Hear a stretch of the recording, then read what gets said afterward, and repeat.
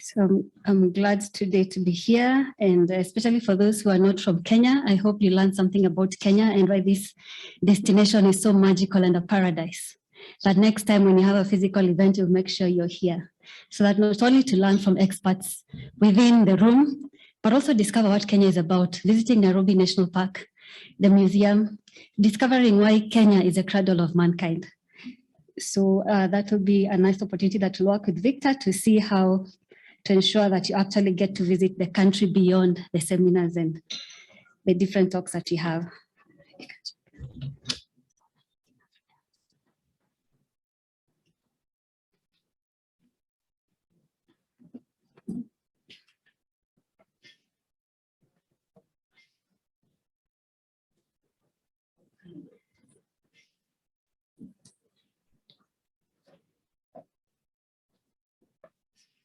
Tourism has been one of the most affected sectors. I remember in 2020, in January, everybody was talking about 2020. This year, you're going to do amazing stuff. Then March happened. Travel stopped for the first time. Globally, we're already at 1.2 billion in terms of travelers going across the continent and around the world. But then from beginning of March, it was back to zero.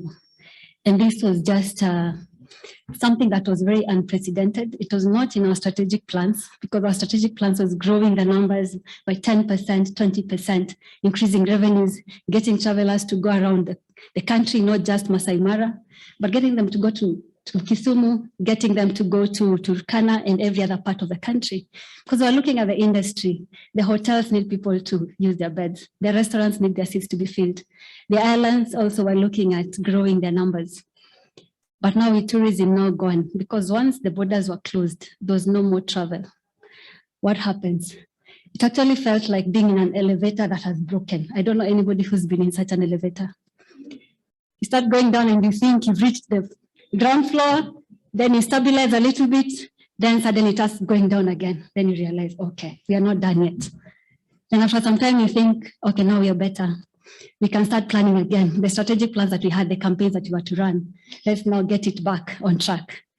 Then another COVID variant comes along. Then you wonder, okay, do we still shelve the plans? Do you run? The industry is suffering. Everybody is home on half pay or no pay. Millions of jobs were lost. But then you're wondering, is it the right time to actually go to market? Then right now, when we are thinking, now we are done. We already understand COVID, we know what to do now. Then this new variant comes up. It's South Africa announcing the new variant that now the world shutters up, saying it's Africa, but then realizing that actually it's in every other place, it's not an African variant. But this has been the experience throughout COVID. So during the presentation, we'll just cover a few areas. We will look at, basically the agenda is to look at what has been the journey, what have we done as a sector? Because we realize that tourism is a very big part of the national branding. When you look at Kenya and how Kenya is seen out there, and how does this contribute to the different organizations that are here? And even as experts in the marketing space, what is our role in terms of promoting the country, in terms of promoting our brands, in terms of promoting ourselves as professionals in the sector? So we look at what are the learnings, we look at what are the considerations now that you're going in 2022. Because we knew by 2021, you'll have understood COVID, it's done, let's get on with our plans. But right now, as we are in December, we are really not sure. And even as we wait for COVID to be managed, is it the only crisis? We are just from COP26, and the climate crisis is just knocking on our door. So how do we ensure that constantly we are ready as marketers? So when you look at what Albert Einstein actually said, that adversity reveals a man to himself. And I think that has been true for all of us.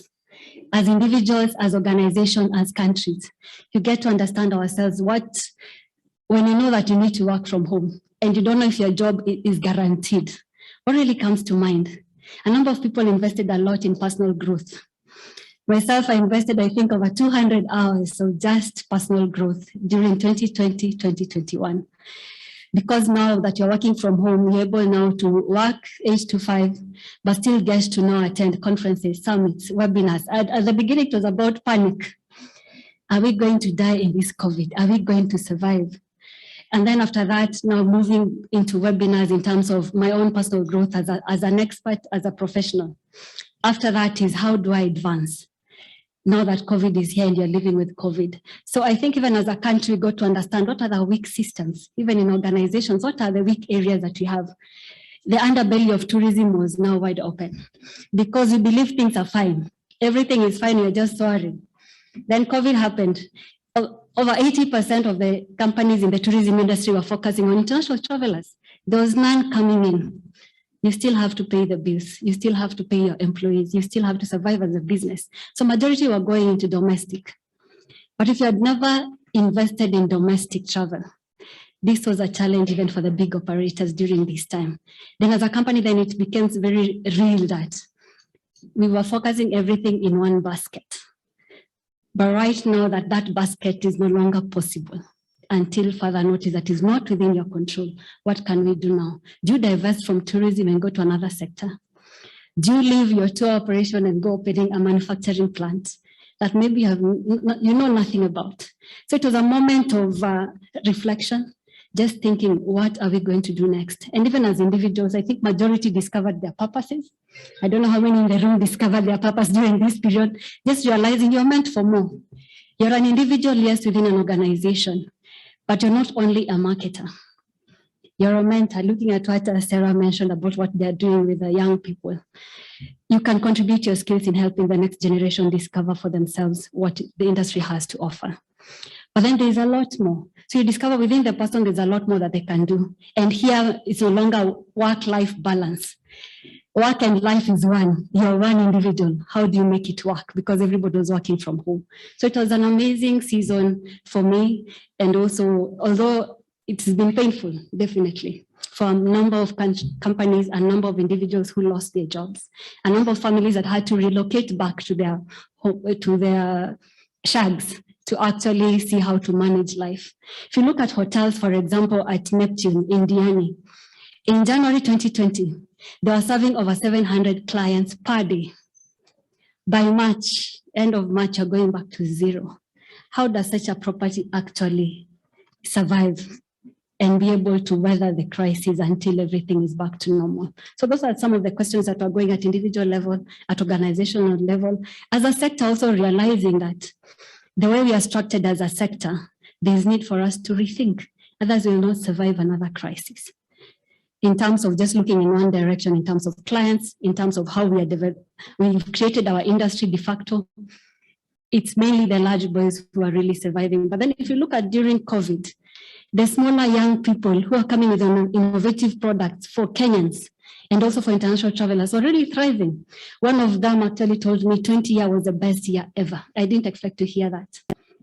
But when they said 2020 was my best year ever and they've been in business for 5 years, then you realize there are people who understand the seasons, there are people who understand their strategy, there are people who understand where there are opportunities within the market, and they took advantage. Even in the midst of a crisis, they're able to still thrive. As we sit here, maybe one of the questions that we need to ask as we hold this marketers conference, and also looking at what Victor mentioned, the vision that we have for Africa and marketers where we want to take our brands across Africa and taking the opportunities that already exist. Where are we right now as individuals, as professionals, as organizations, even as a country? Where do you want to be next year when we meet December? We've already been told the first Friday of December we'll be here again. Where do you want to be? And why is this important? Looking at the opportunities that exist across Africa and for marketers, and looking at the things that are changing within our spaces. Where do you really want to be? And what capabilities do we need to develop now at individual level, at organizational level, at a country level, so that we are able to take advantage of all these opportunities that are opening up for us? During the last 21 months, it's been a rough period for us. And as I explained, looking at using the lift as an example of, you're really not sure if you've hit the bottom and now you know you rocket back up. The bottom keeps to be opening up to different floors that you never knew existed. But right now it's time to just rethink. Because I think one of the biggest learning during this COVID pandemic is still having the strategy. The strategy still works, but making it flexible so that we're able to adapt to the different changes that are happening at different seasons. Looking at these charts, you look at the impact of tourism across all sectors. I'm sure you're in one of these companies that are on the screen, whether you're a bank, insurance, hotel, the companies that are behind these facilities, for example, the suppliers of the branding materials and everything else, you're part of this economy that actually makes tourism work. And when tourism does not work, everybody else is affected. But how do you ensure that it goes back to normal so that every other person is able to gain from it? Looking at these quotes, we are not only surviving one crisis. If you really look at it as a number of crises in one, from health to social to economic and all other crises in one, that we are all trying to make it work and trying to see how we can manage through it. So marketing within government became a very focused area that as tourism board, for those who don't know KTB, our role within government is to market Kenya as a destination of choice. Tembea Kenya, I don't know how many of you have heard about it, how many have been able to actually travel. Inanitosha is one of the campaigns we ran during the season so that people are able to just get out of the house and discover their neighborhoods. And also during that period, we have been monitoring the trends that are happening in terms of travelers. What are they looking for? Most people are realizing that it's not a fact that you can plan tomorrow and it happens. You realize that your life can just end, or you can be locked in your house for months without knowing what to do next. So people are treasuring their time more. People are going for slower travel, longer travel. They're taking experiences more seriously. They're willing to pay for more experiences than things, than products. People are focusing on more experiences and memories with their loved ones. In terms of course, the young people, this is the biggest. In Africa, in Kenya, around the world, the millennials are the biggest segment of customers that we have, not just for tourism, but across all companies that we have. Immersive experiences is another trend. People are not just touch and go. They want to be there and fully immerse themselves in the experience. And I've seen in the last 2-3 years, even banks, telecommunication companies are opening up, not just a customer service desk, but a customer experience department, just because they want to leverage on experiences. And this is a trend across sectors, even in the tourism industry. Experience travel was always there from 2011. But right now, it has been fast-tracked, just like digital economy, it has been fast-tracked by the pandemic. People are looking to spend a lot more time in destinations like here. And when they come here, they consume all your services. So that our role here then becomes, how do you make Kenyans, you yourself seated here, to travel more, to experience more of Nairobi if you're not getting out of Nairobi. But when you get out of Nairobi, how can you experience the other destinations that we have? But how do we get international travelers to also come to Kenya and discover what we have and then consume all other products that we have within the country? Sustainability is another major trend. It has been there for a while, but right now is at the forefront because now it touched on business. People used to assume CSR is good. We'll help a few communities, we'll plant a few trees. But then when your business is shaken, then the aspect of sustainability becomes very key. Product design, delivery, and promotion becomes another area that we need to look at. In terms of what we actually went through during the COVID pandemic, these are just the different stages and showing the different kind of campaigns and communication that we had to take during this period that became part of our learnings. Number one is empathetic marketing. People are not able to travel. So no matter how much you communicate, they're still stuck in their homes because they're afraid of getting sick. So by promoting stay safe and travel tomorrow, allowed people to still dream about Kenya while they're still locked in their homes, so that when they get an opportunity, they'll be able to come to Kenya and see what we have to offer. Then we had a lot of crisis management, and this is where government came in and took in a bigger role than before in terms of government and coming to help private sector survive, providing stimulus packages and a lot on promotion just to ensure that the businesses survive during this period. After that, we changed the campaign to The Magic Awaits, because people are now understanding that COVID is here to stay for some time. but then reminding people that Kenya is here. We didn't want to be forgotten during the crisis. So we start again promoting the country afresh. So we kept on campaigns, talking to people, telling them the magic awaits. When it's time to travel, we are available and we'll be able to give you that amazing experience. But then during this time, we also invested a lot in capacity building, which I'm sure it's across most companies, across many destinations within Kenya, across Africa, around the world. Capacity building for the trade, for them to understand what is happening, sharing insights at every moment, because people were panicking. To inspire hope, to tell them we are still here. Even this pandemic will manage it. It may take longer than expected, but we'll find a way of making it work. Then besides that, of course, we launched the protocols just to give customer confidence. Many were not sure. Your country might be the most beautiful in the world, but if I'm not safe, it doesn't matter. So launching the protocols also became a big deal for us, ensuring that we're inspiring confidence and rebuilding trust among travelers. And then towards September, when we opened now our borders, we started now encouraging people to come and rediscover the magic. And that is what we've been doing up to now. Capacity building continued. We launched an e-learning program so people can continue learning about Kenya on the go. But also we focused on this area to invest a lot more on products. Remember, for tourism, we've always been promoting safari and beach. So it was a nice opportunity because the borders are closed to just continue. What else can we develop? What else is new? When the world comes back and they're able to travel, will they get something new to come to Kenya too? So we are looking at how do we showcase that Kenya is so much more. Because besides the beach, besides the safari, we have amazing snow-peaked mountains. We have the deserts. We have rich culture. Remember, we are over 40 tribes. In other countries, you get one or two. Across Africa, it's rich. Africa is so rich in natural and cultural resources. So it was a time for us to repackage this and see how we can share it with the world, showcasing Kenya as so much more. Then after that, right now, as we wait for everything to get back together and hoping that this new variant is also managed, is keeping the hope alive. And that has been our journey throughout the pandemic, keeping hope alive for the sector so that they don't give up hope, but also for travelers who have always wanted to travel to Africa and to Kenya, for them to be clear that we are putting measures in place and Kenya is safe for you to come and travel, but also for businesses to continue doing business. It's been a tough period for everybody. So we look at just a number of opportunities, as a number of them have been mentioned by Sarah, so those ones I'll just keep through. But what do we have as an opportunity for us as professionals, as marketers, but also as a country? When you look at Africa, the progression of economic value, I know most of you know this one, because we moved from products to services and now we're in experiences. But many organizations and destinations have already moved to transformation, the next stage. So I don't know where you're at in your organization. Are you still focusing on products?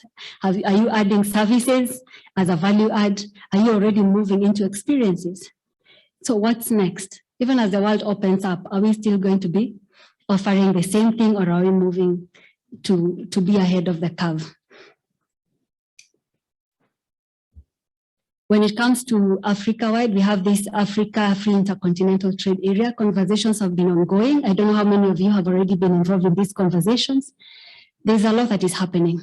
Looking at the Africa as having the demographic dividend, and in the next 50 years will be the most populous continent in the world. Not the next 50, actually 20. By 2050, will be the most populous. The young population is moving to 70% in Kenya and across Africa. If you look at it as a market, and also for labor, and also in terms of just professionals within the sector that are coming out from this generation that we are looking at. What is our opportunity? How are we already preparing for it? Looking at the tourism sector for a long time, we never quite really created products for the African traveler. Because a Nigerian cannot go to the park and stay there for 3 weeks doing game drives. Or 3 days you do game drives 3 times a day. You will never do that. They like the fashion, the shopping, the fun life, the nightlife. But the product for the Nigerian, what do we have as Kenya? For the Kenyans, for you that have traveled, how many of you will stay in a park for 4 or 5 days doing game drives every single day? For the international traveler, it makes sense. Because remember, for them, they have concrete jungle most of the time. So when they get a chance to come to Africa, they want to immerse themselves because they know this is a once-in-a-lifetime opportunity. But for Africa, I know for most of us, for those in Nairobi, they've never gone to the park. They know Nairobi Park is always here. I'll go someday. But we've never gone. Until COVID, then we started seeing people going to Karura Forest and experiencing what we have. But right now, all this is at our doorstep.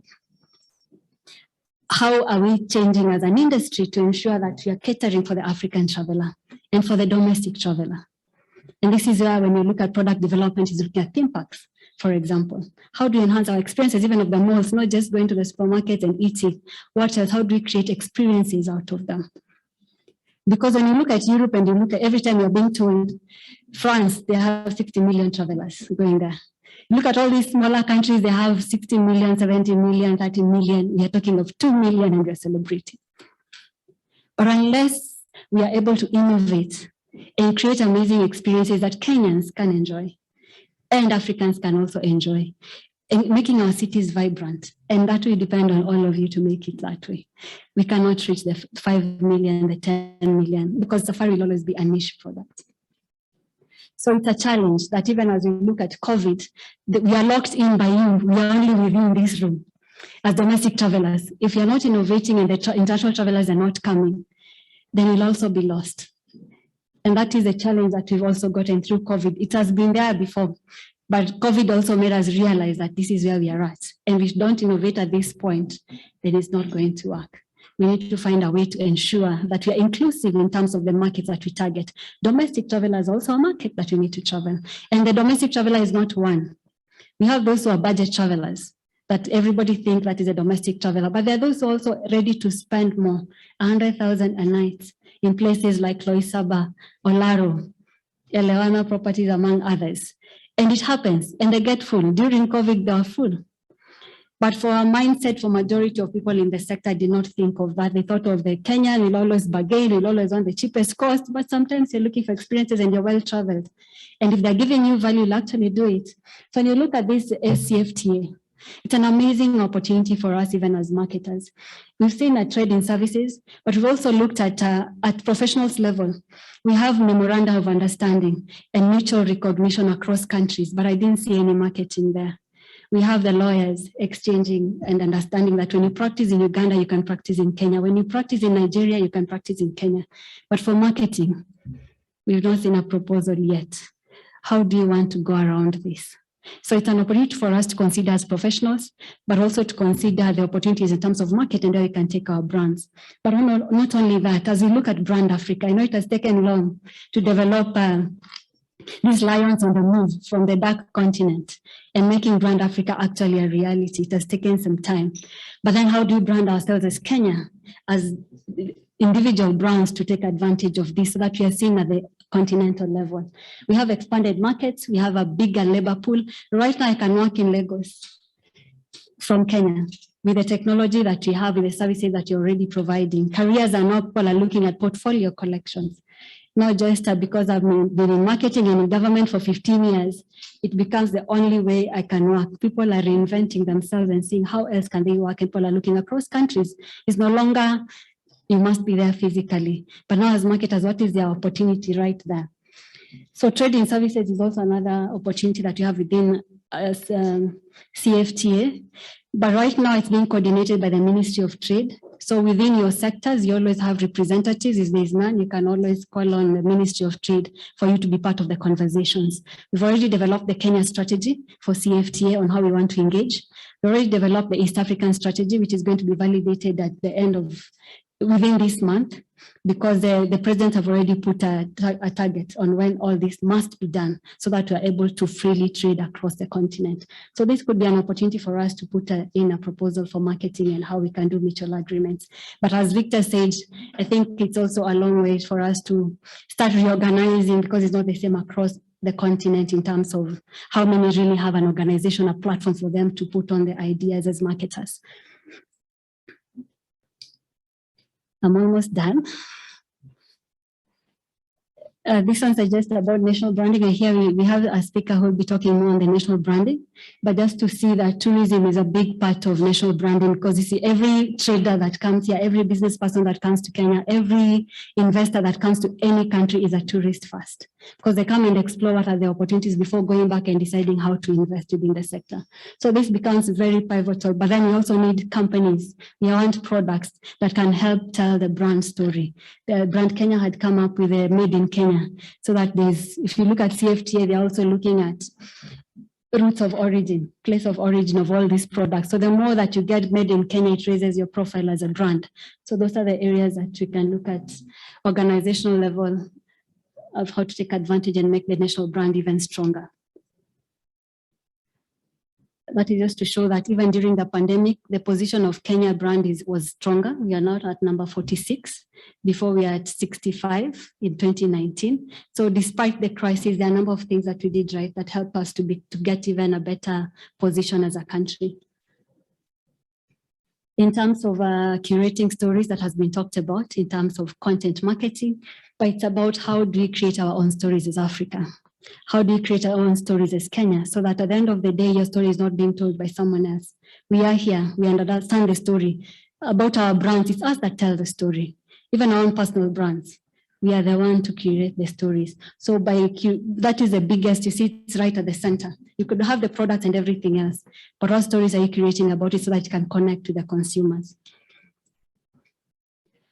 So in terms of going forward, these are the 4 areas that are looked at, just from the learnings that we've gotten through the pandemic and the opportunities that exist. Number 1 is personal value creation. And here we are looking at leadership.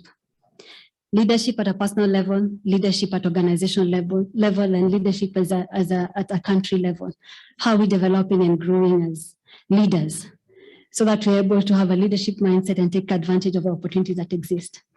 Number 2 is sustainable value creation that cannot be overemphasized because of COP26 and our realities. It's raining in December now. Right now it should be very sunny. In March, you see the rains delayed. The farmers are ready on the farm, but there's no rain. So what happens? Soon it will be affecting our industries. In terms of sustainability of our business models, that's an aspect that we need to look at. If you look at marketers and our role, if you look at the SDGs, we stand at an amazing role between the consumers and our different organizations. We are the representative of the customer within the boardroom.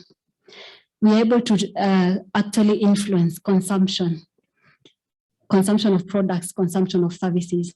How are we contributing to SDG number 12? And how are we adapting? Climate change is here. It's right here with us right now. How are we changing? And because of the crisis, our business model is even better now, so that when we get another crisis, nothing is happening. We are okay. We are stable. We are not thrown off guard the way we were last year in March. So sustainability is across board. It's no longer just environment or community. But looking at also what Sarah has said, the community has a big role to play here. Your brand is defined by consumers. If they don't see you, then your brand doesn't exist. So how do you involve them in all our promotions and in all our conversations so that they are part of it? Then the other one is market value creation. We've moved from product to services to experiences, and next is transformation. At what stage are we? So that we are ahead of the curve and you're able to constantly follow the consumer, because the consumer is already in this space. Then lastly is collaboration. This is what we have learned throughout. Collaboration within government, collaboration with the private sector, collaboration government to government. Remember when Kenya had an issue with UK being on the red list? It takes government to government to discuss and agree. This is what you're doing, this is what you're doing now, let us open our borders. So those conversations become very meaningful in terms of ensuring we are able to proceed and succeed.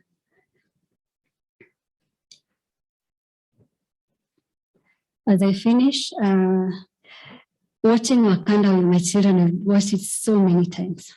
While we understand it's fictional, there's a certain hope that it inspired in me. That there's another story. There's a story that we've had for a long time about Africa, about our own brands. But then what is the real story? When you look at Africa, it's amazing. from the resources to the cultures to what we've done, our traditional technologies. It's amazing. Looking at Kenya, we are the home, the cradle of mankind. Every human being in the world is calling Kenya my home address. Because if your ancestors and your findings are found in Turkana, so across the world, looking at Kenya as a cradle of mankind, what is the story that it says? And why is it that we've taken decades to even talk about it?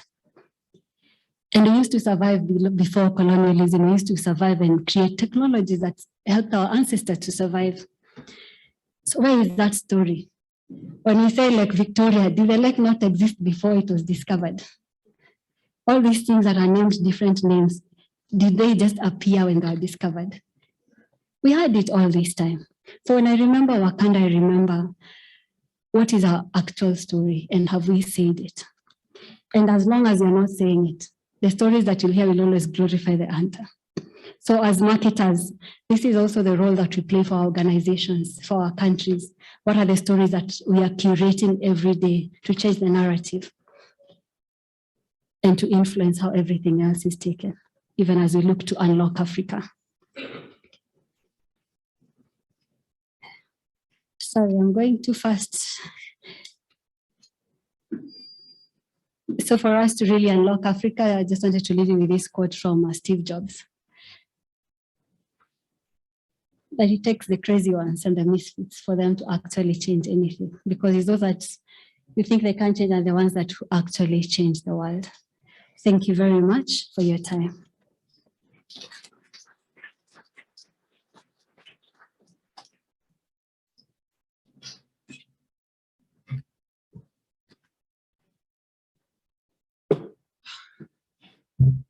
That was interesting, eh? You know, I introduced myself. I always say I'm born in Africa, I'm made in Kenya, but personally, I identify with Wakanda. Like, that's my new country. And when I travel, I like to wear the Kenyan bracelet.